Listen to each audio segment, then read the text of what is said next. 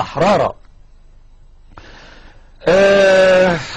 وراح نصر أبو زيد، اتكل على الله، مات نصر أبو زيد. الدكتور نصر حامد أبو زيد مات عن عمر يناهز 67 عام.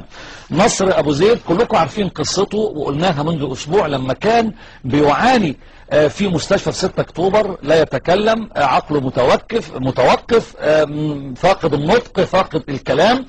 يعني فاكرين ان هو الدكتور نصر كان قدم بحث للأستاذية، الدكتور عبد الصبور شاهين اتهمه بالكفر والإلحاد لأنه أخضع النص القرآني للنقد والتجريح، وأنه يجوز الحذف والتعديل والتبديل وتعديل النص القرآني بمقتضى العصر والزمان، لأنه في آيات مضى عليها الزمن وعف عليه الزمن فلا تصلح ولا تصح.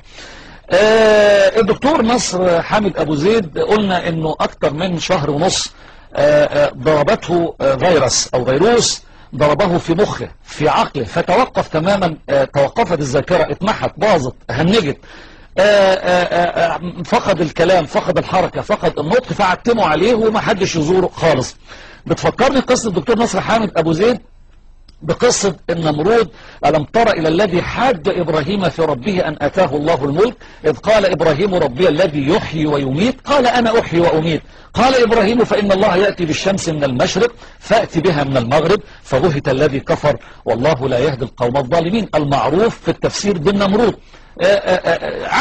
عمل ايه ربنا سبحانه وتعالى؟